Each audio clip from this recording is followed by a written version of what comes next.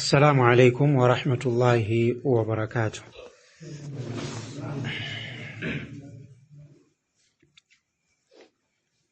بسم الله الرحمن الرحيم. الحمد لله وبه نستعينه ونستغفره ونتوب إليه،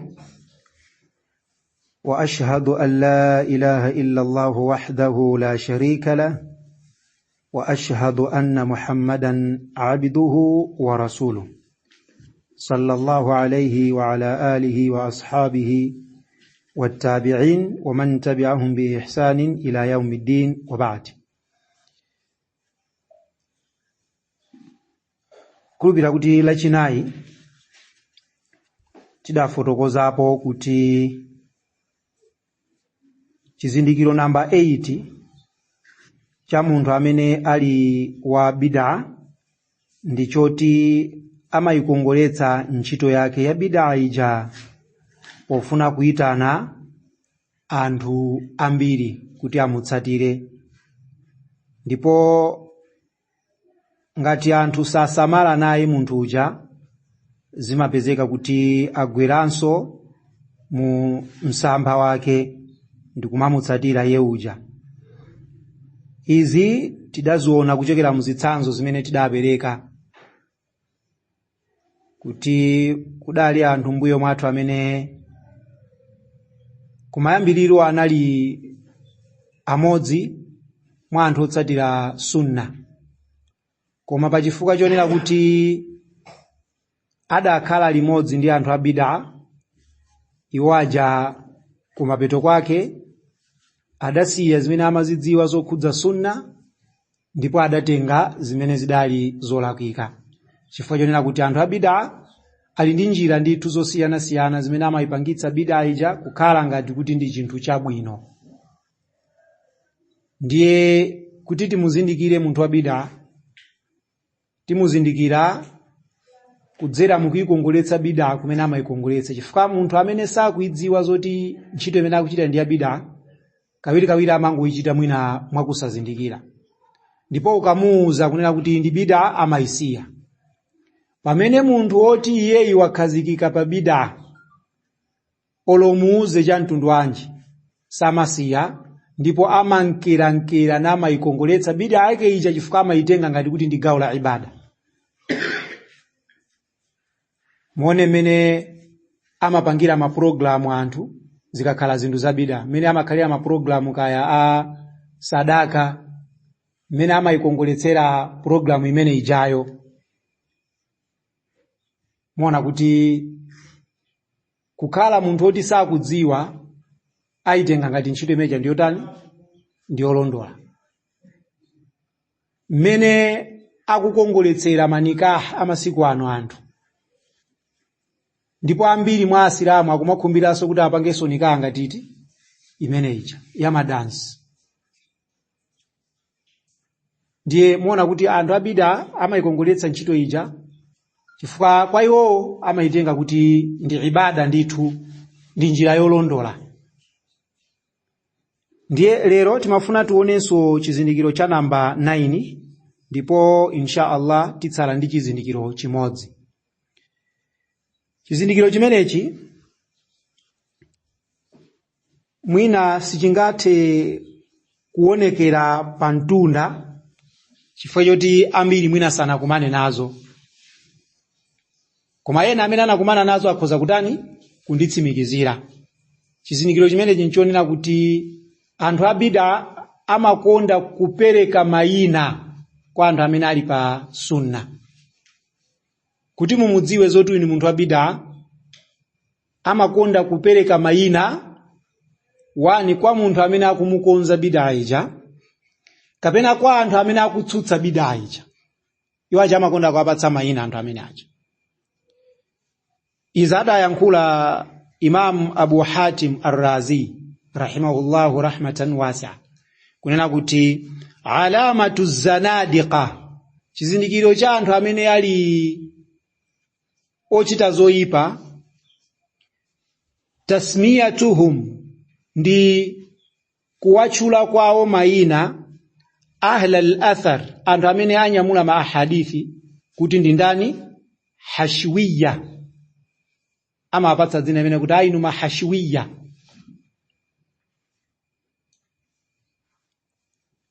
Akupereka dzina kwa anthu amene ali ndi mahadithi, kuwapatsa dzina limene lija cholinga yuriduna ibtala al-athar, ndi cholinga choti aononge mahadithi. Chifukwa akampatsa dzina munthu wa mahadithi uja, anthu sapita kwa iyeyo kukatani, kukatengako mahadithi. Kadi limodzi ka.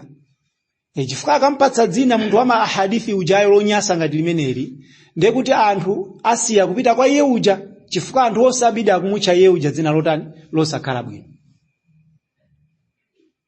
Ndiye cholinga chawo chimakhala kuti tiphe sunna, tatiyeni timutche dzina munthu amene akufalitsa sunnayo, timutche dzina loyipa. Ndi akamutcha dzina loyipa munthu amene akufalitsa sunna, ndiye kuti anthu sapita kwa iye kukaphunzira. Ndi zimene amapanga anthu abida, amapereka mayina.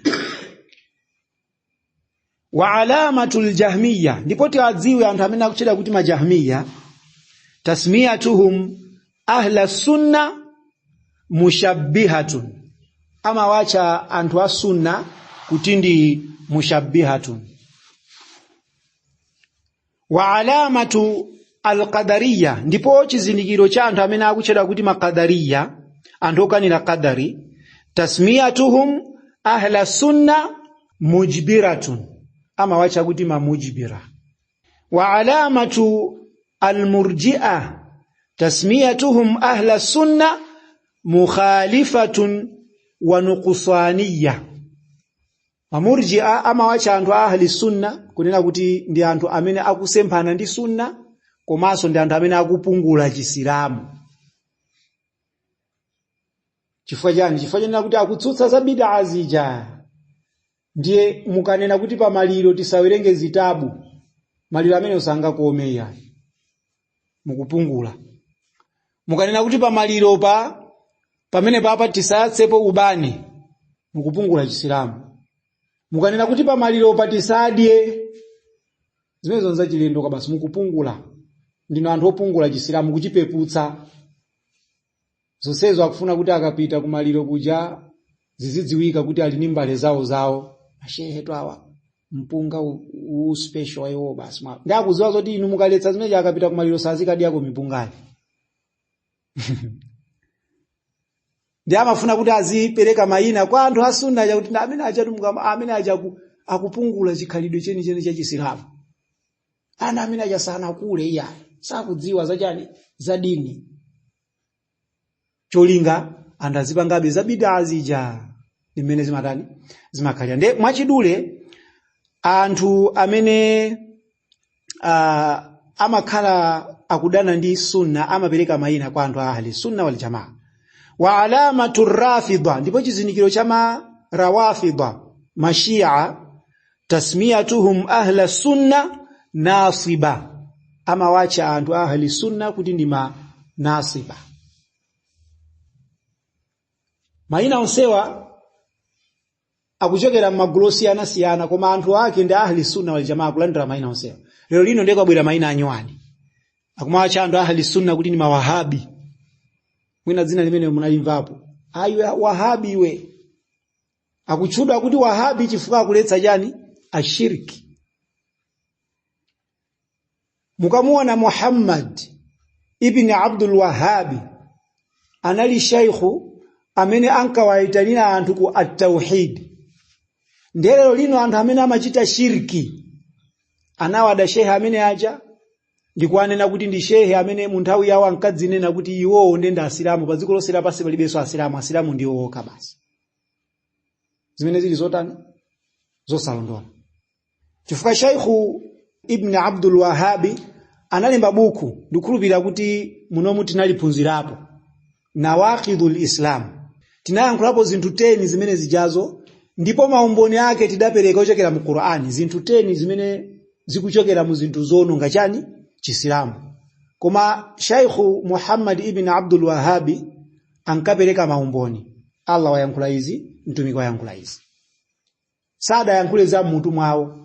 ndiye ngati munthu akuda Sheikh Muhammad ibn Abdul Wahhab chifukwa akuletsa zinthu zimene asilamu masiku ano akuchita, chotsatira chake anawa cha dzina onse otsatira Sheikh awawa zimene analemba buku lawo kunena kuti nonse amene mukutsatira Sheikh awa ndi ndani? Mawahabi basi. Ndiye amalikakamira dzina limene ukangoletsa bid'a iwe Wahabi iwe tikudziwa kale iwe sungakambe zolondola Wahabi. Wahabi basi. Zina ndikutani? Ndikukhazike. Ndiye mudzalione dzina limene lili la Wahabi limamveka kwa anthu okhawa amene ali bid'a. Munthu wa ahli sunna sangamutchule munthu wina kuti Wahabi. Sizingateke. Chifukwa akudziwa ntchito imene Sheikh Muhammad ibn Abdul Wahhab anagwira kuti lero lino dziko la Saudi lijalo likhale dziko la chani?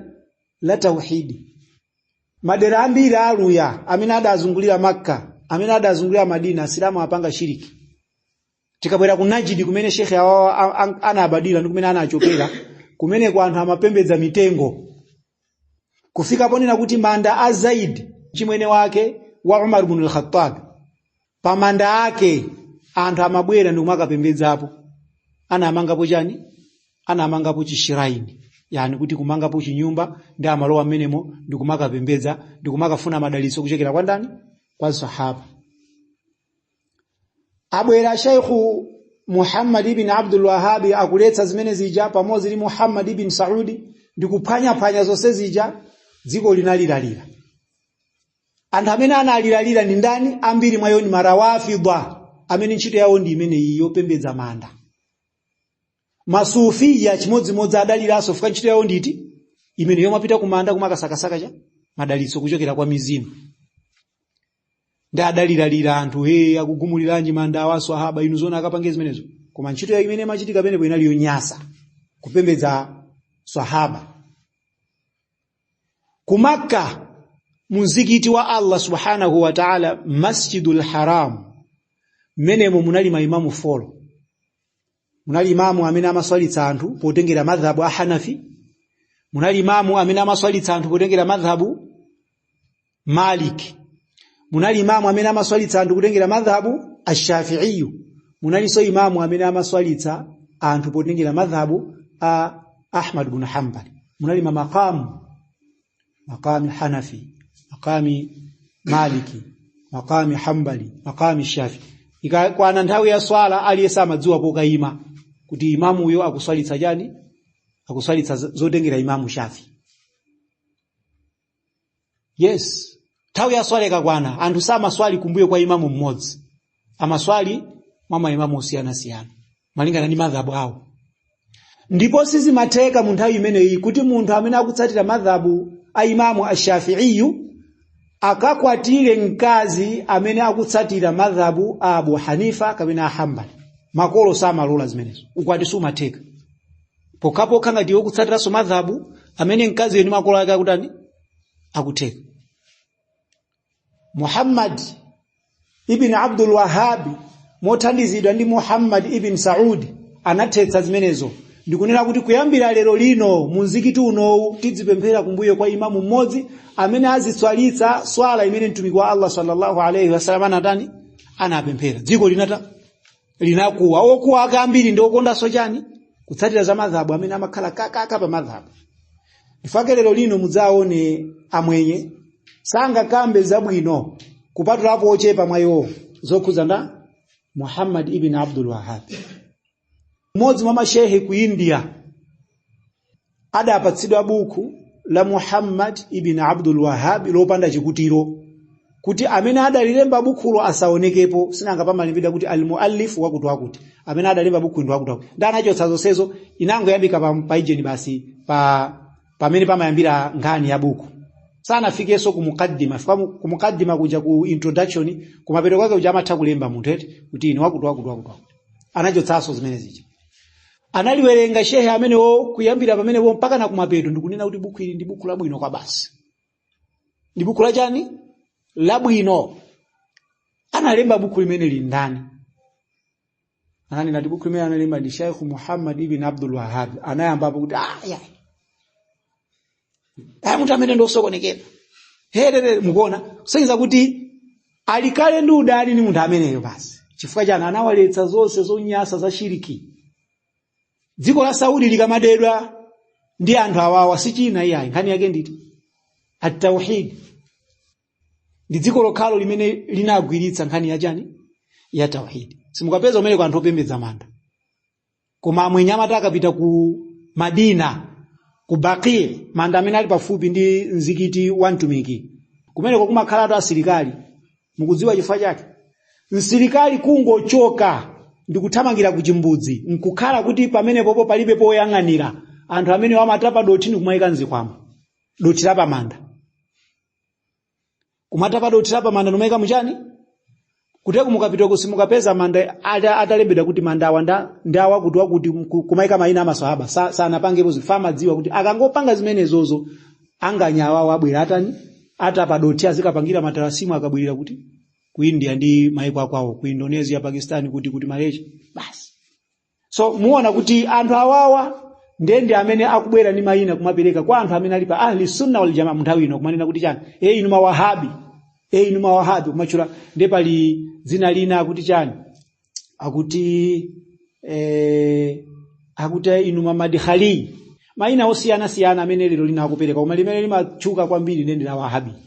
Fa wahabi ndende taito here wina aliyesa amene ali pa manhaji ama salafi salih munthawi amangocheda kuti wahabi. Olo inu musakumudziwa wahabiyo koma anthu ena akuchira ni wahabi chifukwa chani? Chifukwa zimene ni mutamuletsezo anena kuti izi sangaletsewe ipokhapokha waphunzira za ndani za Muhammad ibn Abdul Wahhab. So chizindikiro chekuti munthu amene ndi wa bid'a ndichoti amakupatsani inuyo mayina. Akakhala oti sanaphunzire kwambiri nkhani yokudza bid'ayi, amangonena kuti inuyo ndongokakamula chabe. Mukamaletsa inu okakamula chabe, inu nde chilichonse tuchikhala bid'a, ndi foni yomwe ikhalanso bid'a. Amangotero basi, amangokupatsani dzina kuti ndinokakamula. Koma amene alowa mkatikati muzitabu bid'a yakuidziwa ndipo akuipanga defend, ndi amene amakupatsani mayina chifukwa amadziwa kuti phata limene likuchokera la ziletso izizi ndiye ndi ma scholars akuti aku Saudi. So tikuyeneka kuzindikira kuti anzathu awawawa amene ali achimwenyewa tili nawo kumalawi kuno, inde ndi asilamu, koma mukachifufuza chisilamu chawo ambiri mwa iwo ndithu mukoza kukhumudwa. Mwafunsa anzathu amene ali ku South Africa, makamaka ku Cape Town, mwafusitsitsa amene kuti zimachitika zotani m'mizikiti ya kumeneko, akuwuzani kuti kumachitika nyasi. Ikataswala kaya ndi Aisha amakhala amene momwe kaena kuzimisa bababu ndeka ya matanimo. Chisilamu cha mtundwani zikuchitika zimenezozo, anthu ake ndi omwewa. Pamene munthu wa ku Saudi sangapange zimenezo, sangapange. Olo munthu onena kuti ndi osaphunzira kwambiri sangapange zimenezo. Ifa alhamdulillah tinapeza mwayi okaphunzira nawo kumeneko ko seminar ina yache. Driver woyendetsa galimoto kukhala ndi akida yolongosoka kumposa shehe wa kumalawi kuno. Driver atoyendetsa galimoto chabe oti sali busy ndi zitabu, koma kukhala ndi akida yolongosoka kumposa shehe wa kumalawi kuno amene ife timamudalira. Shehe amene kumaphunzira akida kuchokera kwa driver oyendetsa galimoto. Sitinganene kuti madriver onse chifukwa madriver ena amakhala ndochokera maiko ena, koma ndikunena amu Saudimo na amene ndikwanena ine. So ichi ndi chisonyezo chonena kuti munthu wa bid'a akakhala kuti bid'a yake sakufuna kuisiya ndithu amadutsa mosayeneka kudutsa, amalumpha malire mpaka na kumapatsa mayina anthu amene ali pa chiongo. Ngati mmene mtumiki adapatsidwiranso mayina ndi makufaru mamushirikuna akamunena kuti chani wamisala, iwe ndiwe wamisala kapena ndiwe sahiri mfiti, ankamunena zimenezo mtumiki. Mayina amene ukumpatsa ifa chani anthu asamukhulupirire mtumiki uthenga wake kuti azita akuyankhula za munthu wamisala, hayi zakuyankhula zini mfiti amene nimene apangiranso anthu achani anthu abida. Amatipatsa mayina tikakhala kuti tikuletsa zinthu zimene zili zosayeneka kuti tipange practice mu Chisilamu. Ndiye chimenecho ndi chizindikiro china kuchokera mu zizindikiro zimene tingamuzindikire nazo munthu amene ali pa bid'a.